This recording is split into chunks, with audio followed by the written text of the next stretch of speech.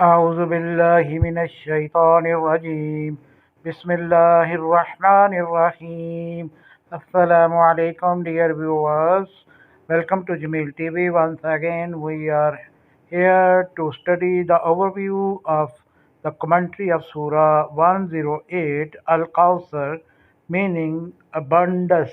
Let us start as usual from Surah's introduction. There are three verses in this surah, and it is one of the shortest surahs of Holy Quran.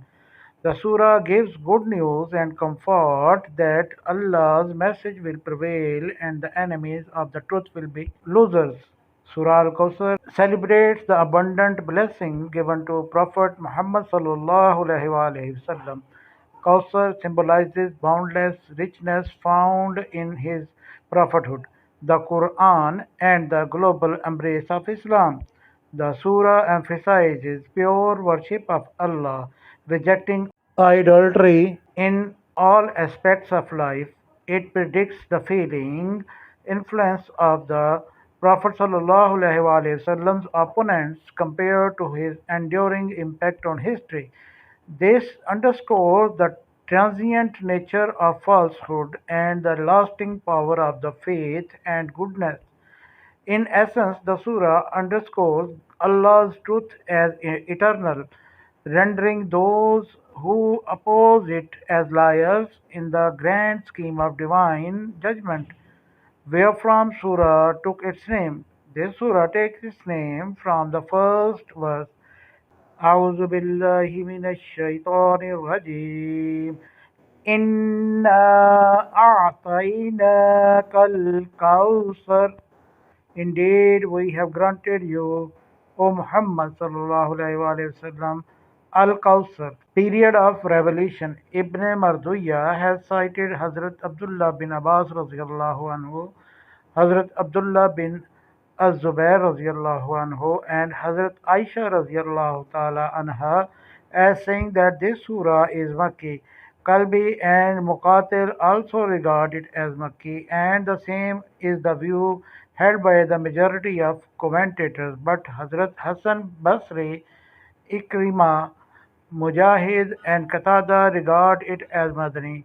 Imam Sayyuti in Al-Itqan has confirmed this same view, and Imam Nawawi in his commentary of the Sahih of Muslim has also preferred the same.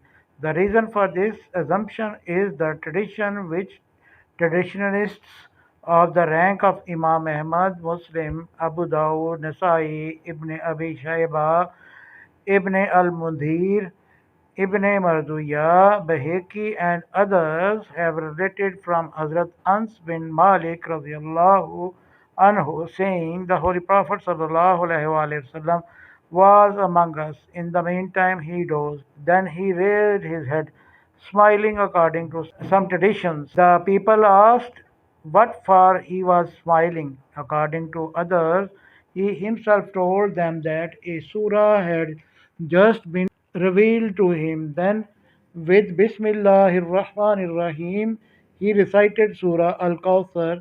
Then he asked the people whether they knew what Kauthar was. When they said that Allah and His Messenger sallallahu alaihi wasallam had the best knowledge, he said, "It is a river which my Lord has granted me in paradise." The details follow under Kautsar.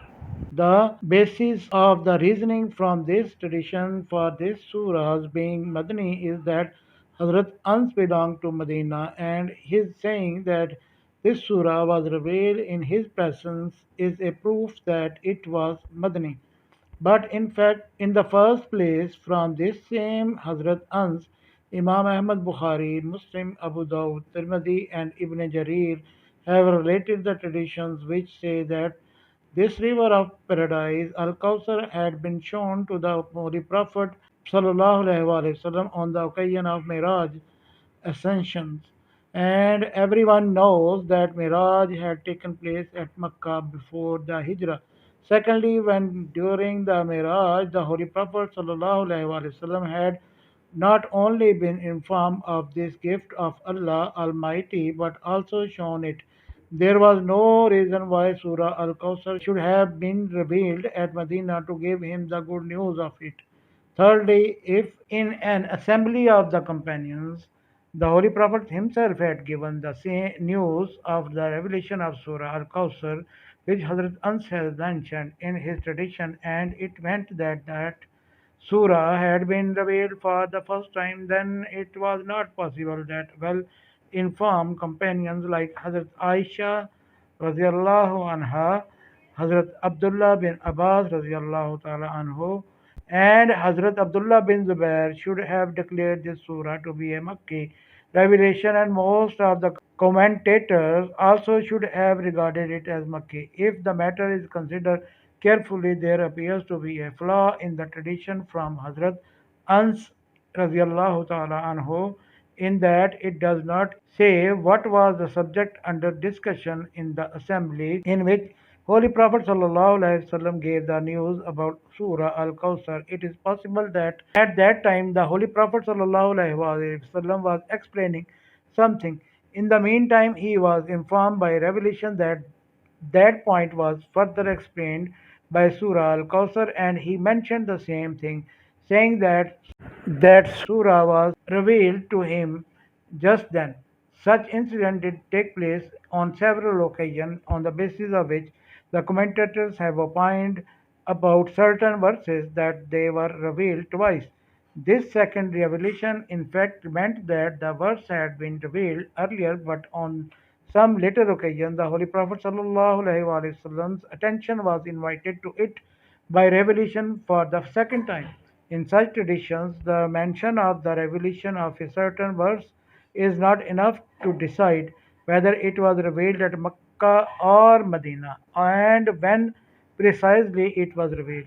Had this tradition of Hazrat Ans radiallahu ta'ala not been there to cause doubt, the whole content of the Surah Al-Kawthar by itself bears evidence that it was revealed at Mecca and in the period when the Holy Prophet ﷺ was passing through extremely discouraging condition.